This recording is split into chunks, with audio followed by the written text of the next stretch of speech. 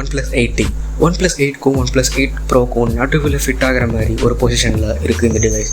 So இந்த டிவைஸோட ஒரு quick unboxing and review தான் நம்ம இப்போ பார்க்க போகிறோம். ஸோ வாங்க பார்க்கலாம். ஸோ இதுதான் OnePlus 8Tயோட பாக்ஸ். நல்லா ரெட் கலரில் பெரிய பாக்ஸ், ரொம்ப ஒரு நீளமான பாக்ஸ் கொடுத்துருக்காங்க. கீழே பெருசாக OnePlusன்னு பேர், சைடில் OnePlus 8T பிராண்டிங், மேலே பெருசாக 8Tன்ற பிராண்டிங், பின்னாடி டிவைஸோட ஸ்டார் வேல்யூ, எம்ஆர்பி, சில பல ஃபீச்சர்ஸ், இப்போ அந்த மாதிரி நிறைய விஷயங்கள் இன்ஃபர்மேஷன் கொடுத்துருக்காங்க. ஸோ பவர்ட் பை Qualcomm Snapdragonன்ற மாதிரி கொடுத்துருக்காங்க. ஸோ பாக்ஸ் கண்டென்ட்டில் வேறு எதுவும் வெளில இல்லை. ஸோ பாக்ஸ் நம்ம திறப்போம். பாக்ஸ் ஸ்லைடு ஓப்பன் பண்ணி திறந்தால் மேல் பக்கத்தில் ஃபோன் இருக்குது. கீழே நெவர் செட்டில்னு அவங்களோட பிராண்டிங் கொடுத்துருக்காங்க. ஃபோன் ஒரு பிளாஸ்டிக் கவரில் ரேப் பண்ணியிருக்காங்க. NFC இருக்குதுன்னு சொல்லியிருக்காங்க. ஸோ இப்போ ஃபோனை சைடில் வைப்போம். இப்போ இந்த மேலே உள்ள பிளாஸ்டிக் லேயரை ரிமூவ் பண்ணால் அதுக்குள்ளே சில புக்லெட்ஸ் இருக்குது, அதாவது பேப்பர் ஒர்க் இருக்குது. ஸோ சில சேஃப்டி இன்ஃபர்மேஷன்ஸ், அதாவது சார் வேல்யூலாம் என்னது அப்படின்றத பற்றி இருக்குது. ஸோ வழக்கமாக OnePlusோட ஒரு இன்விடேஷன் லெட்டர், அதாவது அதை ட்ராக் பண்ணால் அவங்களுக்கு ஒரு வெல்கம் லெட்டர் மாதிரி கொடுப்பாங்க. அதிலேயே கூட சிம் எஜெக்டர் டூலும் அட்டாச் பண்ணியிருக்காங்க. ஸோ இதுதான் கைடு, குவிக் ஸ்டார்ட் கைடு மாதிரி எல்லா லாங்குவேஜ்லேயும் கொடுத்துருக்காங்க.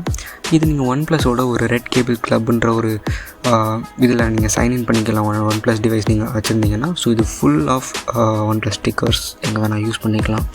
ரொம்பவே சூப்பராக கொடுத்துருக்காங்க. இதான் அவங்க கொடுத்த ஹையஸ்ட் நம்பர் ஆஃப் ஸ்டிக்கர்ஸ்ன்னு நான் நினைக்கிறேன். ஸோ இதை தாண்டி பாக்ஸ்குள்ளே பார்த்தீங்கன்னா ஒரு TPU கேஸ் கொடுத்துருக்காங்க. லாஸ்ட் டைம் மாரி பெருசாக நெவர் செட்டில்லாம் போடாமல் இந்த தடவை ரொம்ப சட்டிலாக நெவர் செட்டிலில் போட்டிருக்காங்க. ஸோ அது அவ்வளோ தெரியாது. இந்த தடவை ஒரு type C to type C cable. ஆமாங்க, ரெண்டு பக்கத்தில் எந்த பக்கத்தை வேணால் ஃபோனில் சொல்லிக்கலாம். இன்னொரு பக்கம் சார்ஜ் இருக்குது. ஸோ எங்கே அந்த மேஜிக்கல் 65 வாட் சார்ஜர்னு பார்த்தா அடியில் வச்சுருக்காங்க. ஸோ இது ஒரு 65 வாட் சார்ஜிங் பிரேக். ஸோ இதில் டைப் சி கொடுத்துருக்காங்க இந்த பக்கத்துலேயும். ஸோ இது ஒரு அட்வான்டேஜ். உங்கள் லேப்டாப்பில் இப்போ டைப் சி போட்டுருந்துச்சுன்னா ஃபாஸ்ட்டாக டேட்டா ட்ரான்ஸ்ஃபர்ஸ்லாம் நடக்கும். ஸோ சார்ஜரும் பார்த்திங்கன்னா ரொம்ப பெரிய ப்ரொஃபைலாக இருந்தாலும் கொஞ்சம் ஸ்லிம்மாக மெயின்டைன் பண்ணி ஹைட் அதிகப்படுத்த ட்ரை பண்ணியிருக்காங்க. ஸோ இது ஒரு நல்ல மூவ்னு தான் சொல்லணும். ஸோ இப்போ நம்ம சார்ஜர்லாம் உள்ளார வச்சுட்டு ஃபோன் பார்க்கலாம். ஸோ இப்போ ஃபோனை நம்ம எடுத்து பார்க்கும்போது டிஸ்பிளேஸ் செம்ம கார்ஜியஸாக இருக்குது. ஸோ இப்போ நம்ம இந்த ஃபோன் பற்றி பார்ப்போம். ஸோ பொதுவாகவே இந்த T சீரிஸ் பார்த்திங்கன்னா OnePlus எப்போவுமே இது ஒரு ரெகுலராக தான் வச்சுருக்காங்க. பொதுவாகவே முன்னாடிலாம் பார்த்திங்கன்னா 3 லான்ச் பண்ணாங்க, கொஞ்சம் மாதம் கழிச்சு 3T, அந்தமாரி 5T, 6T. ஸோ இந்த மாதிரி நார்மலுக்கும் Tக்கும் என்ன அப்கிரேட் பொதுவாக இருக்கும்னா ஏதாச்சும் ஒரு மைனர் அப்கிரேட்ஸ் கொஞ்சம் கொஞ்சமாக அப்கிரேட் கொண்டாந்துருப்பாங்க. ப்ரைஸ் வந்து கொஞ்சம் அதிகமாக்கியிருப்பாங்க, இல்லாட்டி கொஞ்சம் கம்மியாக கூட ஆக்கியிருப்பாங்க. பட் எங்கே வந்து T சீரீஸ்க்கு ஒரு பெரிய அப்கிரேட் நடந்துச்சுன்னா 7 சீரீஸில் பார்த்திங்கன்னா ப்ரோ மாடல்ஸ் கொண்டு வர ஆரம்பித்தாங்க. ஸோ 7T கொண்டு வரும்போது 70 ப்ரோ அந்த மாதிரி இருந்துச்சு. ஸோ 7 ப்ரோக்கும் 70 ப்ரோக்கும் அதே மாதிரி ரொம்ப ஒரு மைனரான டிஃப்ரென்ஸ் தான். பட் நார்மலான OnePlus 7க்கும் 7Tக்கும் அவ்வளோ ஒரு வித்தியாசம் இருந்துச்சு. முக்கியமாக கேமரா பர்ஃபார்மன்ஸ் எல்லா விஷயத்துலையும். ஸோ அப்படி ஒரு பெர்ஃபார்மன்ஸ் இன்க்ரீஸ் இருந்ததுனால இந்த வருஷம் பல பேர் வந்து 8T is going to be drastic, அதாவது பயங்கரமாக இருக்க போகுது அப்படின்னு எதிர்பார்த்துருக்கலாம். But still minor improvements. But அந்த ஒரு 1000 rupees எக்ஸ்ட்ரா பே பண்ணுறதுக்கு யுவர் கெட்டிங் லாட், அதான் உண்மை.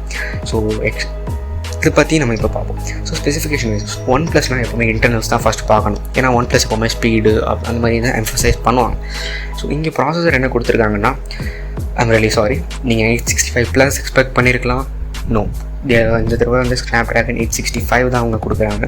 ஸோ OnePlus இதை பண்ணியிருக்காங்கன்னு நினைக்கும் போது எனக்கே ஒரு மாதிரி தான் இருக்குது. பட் பேசிக்காக 865 is going to be an ஓவர்கில்.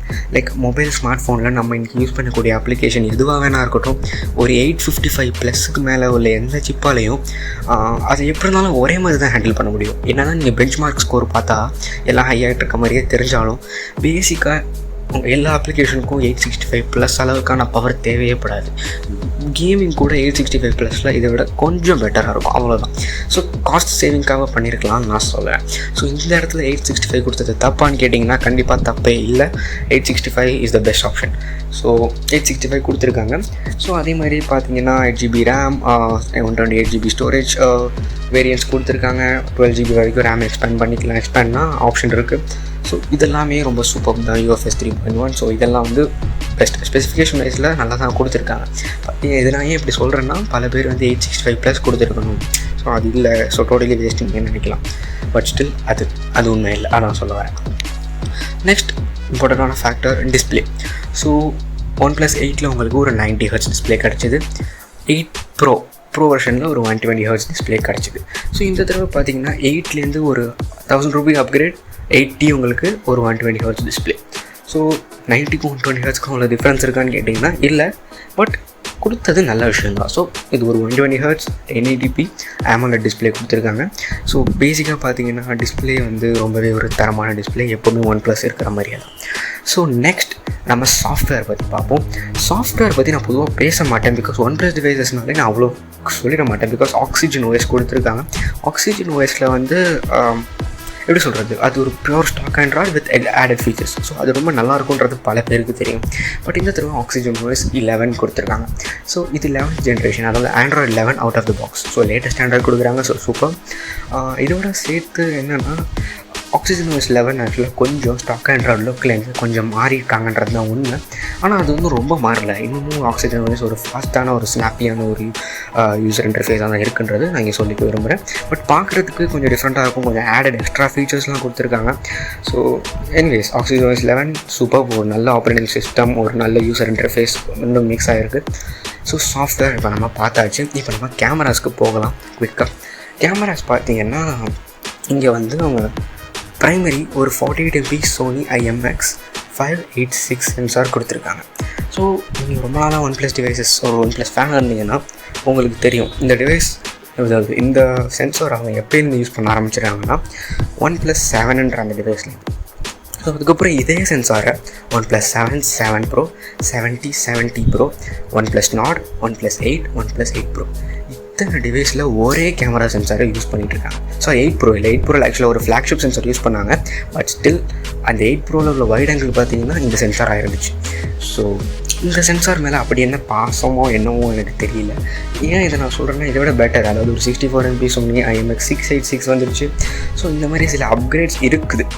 But அதை இருக்காமல் இவங்க ஏன் இந்த 48MP சென்சார்லேயே இருக்காங்கன்னு எனக்கு தெரியல.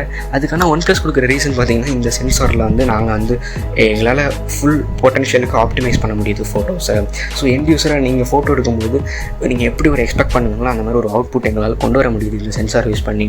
ஸோ புது சென்சார்னால் நாங்கள் இன்னும் எக்ஸ்பெரிமெண்ட் பண்ணணுன்ற மாதிரி அவங்க கொடுக்குறாங்க. ஸோ பேசிக்காக OnePlusோட ஆப்டிமைசேஷன் எல்லாத்தையும் சேர்த்து செம்மையாக ஃபோட்டோஸ் வருது. ஸோ அதில் ஒன்றும் பிரச்சனையே இல்லை, நீங்கள் பார்க்கலாம்.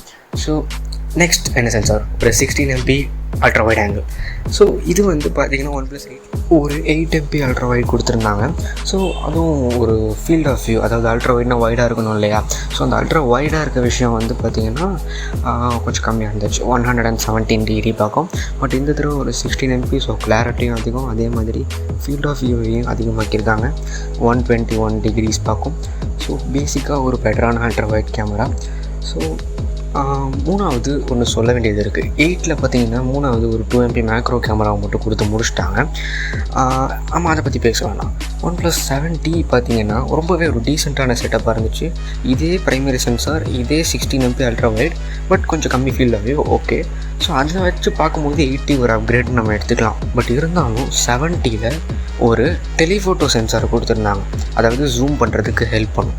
ஸோ அது 8ல் ரிமூவ் பண்ணும்போது எல்லோரும் ஒரு மாதிரி பார்த்தாங்க, சரி ஓகே 8 Pro பெருசாக காட்டுறதுக்காக பண்ணியிருக்காங்க போல் அப்படின்னு. பட் 7Tயில் கொடுத்துட்டு 8Tயில் கொடுக்கல. ஸோ 7Tயில் பார்த்திங்கன்னா ரொம்ப சென்சிபிளாக எது முக்கியமோ அந்த 3 கேமராஸ் மட்டும் கொடுத்துருந்தாங்க. பட் இந்த தடவை பார்த்திங்கன்னா முக்கியம்லாம் பார்க்காம ஒரு ப்ரைமரி, ஒரு வைடு, அப்புறம் ஒரு 5MP மேக்ரோ, 2MP டெப்த். அது இப்போல்லாம் டெப்த் சென்சாருக்கு எல்லோரும் மோனோக்ரோமு, பிளாக் அண்ட் ஒயிட்னு அதுன்னு பேர் வச்சு குழப்பறாங்க. பேசிக்காக அது ஒரு டெப்த் சென்சார் தான். ஸோ இது கேமராஸ் பற்றி என்ன சொல்லுது அப்படின்னு கேட்டிங்கன்னா, பேக் கேமராஸ் நீங்கள் பார்ப்பீங்க, உங்களுக்கு சாம்பிள்ஸ் பார்த்து நீங்களே எப்படின்னு சொல்லுங்கள். என்னை பொறுத்த வரைக்கும் OnePlusோட ஆப்டிமைசேஷன்ஸ்னால ப்ரைமரி கேமராவில் எடுக்கிறது சூப்பராக இருக்க போகுது. அதுவும் இம்ப்ரூவ்டான வைட் ஆங்கிள்ன்றதுனால அதுவும் பேசிக்காக நல்லா தான் இருக்கும். எல்லாத்துலேயுமே ஆப்டிக்கல் இமேஜ் ஸ்டெபிலைசேஷன் இருக்குது ப்ரைமரி கேமராவில். ஸோ வீடியோஸ் எடுக்கும்போது ரொம்ப ஸ்டேபிளாக சூப்பராக இருக்கும். ஸோ இப்போ நம்ம செல்ஃபிஸ் பார்த்து பார்த்தோம்னா அங்கேயும் அதே 16MP சோனி IMX471 தான் யூஸ் பண்ணியிருக்காங்க. ஸோ இதுவும் ஒரு ரொம்ப நாளாக OnePlus யூஸ் பண்ணிகிட்டு இருக்க ஒரு சென்சார். அது நல்ல ஒரு சென்சார் தான், இதை நான் எதுவுமே சொல்லலை. ஸோ செல்ஃபிஸ் உண்மையாகவே தரமாக எக்ஸ்பெக்ட் பண்ணலாம். ஸோ இப்போ நம்ம பேசிக்காக எல்லாமே பார்த்துட்டோம்.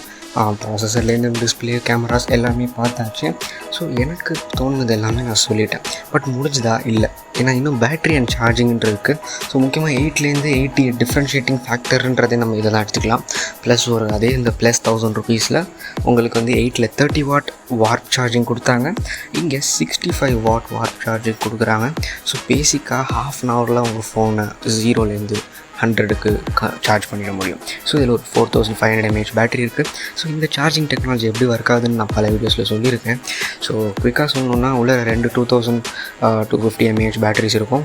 ஸோ இங்கே வந்து 65 வாட் பவர் போகும்போது ஈச் பேட்டரி வந்து 32.5 வாட்டில் தான் சார்ஜ் ஆகும். ஸோ பேட்டரிக்கும் சேஃப் பேட்டரி டிகிரேடேஷன் லெவல் கம்மியாக இருக்கும். பட் அதே சமயத்தில் உங்களுக்கு ஃபாஸ்ட்டான சார்ஜிங் கிடச்சிரும். ஸோ இதுதான் இது பின்னாடி உள்ள கான்செப்ட். ரொம்பவே ஒரு ப்ரில்லியண்ட்டான கான்செப்ட் தான். ஸோ இதெல்லாம் படி பார்க்கும்போது charging is something which is super. Like பேசிக்காக பார்த்தீங்கன்னா OnePlus 8க்கு இந்தியாவில் ஒரு காம்படிட்டர்னால் Realme X50 Proன்னு சொல்லலாம். அதில் உள்ள 65 வாட் சார்ஜிங் ரொம்பவே சூப்பராக இருந்துச்சு. பேசிக்காக இதே ப்ரைஸ் தான் வரும் அதுவும். ஸோ அது என்னமோ நான் வந்து யோசிச்சுட்டு இருந்தேன், அது நல்லா இருந்திருக்கும் OnePlusல இருந்தால் அப்படின்னு. பட் இவங்க இப்படி கொண்டு வந்துட்டது ரொம்பவே ஒரு நல்ல விஷயம். ஸோ பேசிக்காக இங்கே நம்ம அப்கிரேட்ஸ்னால் எதை பார்க்குறோம் அப்படின்னா, டிஸ்பிளே ஒரு அப்கிரேட் 8லேருந்து, ப்ராசஸர் அப்கிரேட் இல்லை, டிஸ்பிளே ஒரு அப்கிரேட், கேமராஸ் ஸ்லைட்டாக அப்கிரேட், அதாவது ஒரு வைட் ஆங்கிள் கேமராவில் மட்டும் ஒரு அப்கிரேட், ஸ்பீக்கர்ஸ் அப்கிரேட் பண்ணியிருக்கோம் அப்படின்னு சொல்கிறாங்க. டுவல் ஸ்பீக்கர் ஏற்கனவே இருந்துச்சு, இதில் இன்னும் நல்லாயிருக்கும்னு சொல்கிறாங்க. அதேமாதிரி ஹாப்டிக் மோட்டார் வைப்ரேஷன் அப்கிரேட் பண்ணியிருக்கோன்னு அவங்க க்ளைம் பண்ணுறாங்க OnePlus. ஸோ அதுவும் இருக்கும்னு நினைக்கிறேன். OnePlusல ஏற்கனவே ஹாப்டிக் ஃபீட்பேக் ரொம்பவே சூப்பராக இருக்கும். ஸோ அதெல்லாம் தாண்டி இந்த சார்ஜிங் தான் மெயின் அப்கிரேட், ரொம்பவே ஃபாஸ்ட்டான சார்ஜிங். ஸோ OnePlus 8க்கு பதிலாக 80 வாங்கலாமா அப்படின்னு கேட்டிங்கன்னா, நான் இவ்வளோ நேரம் 1000 ரூபா அதிகம்னு சொன்னேன். ஏன்னா OnePlus 8 பார்த்தீங்கன்னா 42,000, 80 வந்து 43,000. பட் இந்த கிரேட் இண்டியன் ஃபெஸ்டிவல் சேலில் பார்த்தீங்கன்னா OnePlus 8 வந்து 39,000 வரைக்கும் விலை குறைக்கிறாங்க. ஸோ இந்த 39,000 இந்த சேலுக்கு மட்டும் இருக்குமா, இல்லை 80 வந்ததுனால ப்ரைஸ் ட்ராப்பாகவே ஆகிடு இனிமேல் என்றைக்கு நீங்கள் OnePlus 8 வாங்கினாலும் 39,000க்கு வாங்கலாமா அப்படின்ற ஒரு டவுட்டு கொண்டு போகுது. ஸோ அது வெயிட் பண்ணி பார்ப்போம் சேல் முடிஞ்ச பிறகு. ஸோ இன்கேஸ் அந்த OnePlus 8ஓட ப்ரைஸ் 39,000லேயே ஸ்டிக் ஆகி அதே அதோட ரெகுலர் ப்ரைஸாக இருந்துச்சுன்னா நீங்கள் வந்து OnePlus 8 கன்சிடர் பண்ணலாம். அதாவது ரொம்பவே கம்மி தான். அதாவது எப்படி சொல்கிறது, இது அதில் 90 Hz அதுவே ரொம்ப ஃபாஸ்ட்டாக தான் இருக்கும். அதேமாதிரி அதில் 30 வாட் சார்ஜிங் அதுவே ரொம்ப ஃபாஸ்ட்டாக தான் இருக்கும். கேமராஸ்லேயும் ஒன்றும் ஏற்கனவே பெரிய டிஃப்ரென்ஸே இல்லை. ஸோ சேம் ப்ராசஸர் இப்படிலாம் இருக்கும்போது உங்களுக்கு 8 கன்சிடர் பண்ணுற மாதிரி இருக்கும். அது சில பேருக்கு அந்த கர்வ் டிஸ்பிளே பிடிச்சிருக்கும். 8ல் வந்து ஒரு கர்வ் டிஸ்பிளே கொடுத்துருந்தாங்க, இந்த தடவை ஃப்ளாட் டிஸ்பிளே. பல பேர் இந்த கர்வ் டிஸ்பிளே பற்றி குறை சொன்னாங்க. இப்போ அவங்களுக்கு பிடிக்கலன்னா அதனால் இந்த தடவை அவங்க ஃப்ளாட் கொடுத்துட்டாங்க. பட் எனக்கு பர்சனலாக கர்வ் பிடிக்கும், ரொம்ப ப்ரீமியமாக இருக்கும். பட் ஃப்ளாட் தான் நிறைய பேர் விரும்புகிறாங்கன்னு கம்பெனிக்கு தெரிஞ்சு அவங்க பண்ணியிருக்காங்க. ஸோ உங்களோட டேக் என்னன்னு கீழே சொல்லுங்கள். ஸோ இதுதான் நான் சொல்லக்கூடியது. கூடிய சீக்கிரத்தில் கண்டிப்பாக ஒரு வீடியோ பண்ணலான்னு ஒரு பிளானில் இருக்கேன். அதாவது எந்த ஃப்ளாக்ஷிப் வாங்கலாம் இந்த ப்ரைஸில். அதாவது பார்த்திங்கன்னா ஒரு 38Kலேருந்து 54K வரைக்கும் உள்ள எல்லா ஃப்ளாக்ஷிப் ஃபோன்ஸ்லேயும் ஏறக்குறைய ரொம்ப சின்ன விஷயம் தான் இருக்குது. ஸோ இந்த சின்ன விஷயத்துக்குலாம் நம்ம அதிக காசு கொடுத்து வாங்கணுமா அப்படின்ற ஒரு ஐடியா வந்து பல பேர் யோசிக்காமல் வாங்கிடுறாங்க. ஸோ இதை பற்றி ஒன்று பண்ணலான்னு இருக்கேன். ஸோ இதெல்லாம் கண்டிப்பாக பார்க்கணுன்னா என்ன பண்ணணும்னு உங்களுக்கு தெரியும். ஸோ சப்ஸ்கிரைப் தான். ஸோ அதை கண்டிப்பாக பண்ணிக்கணும்.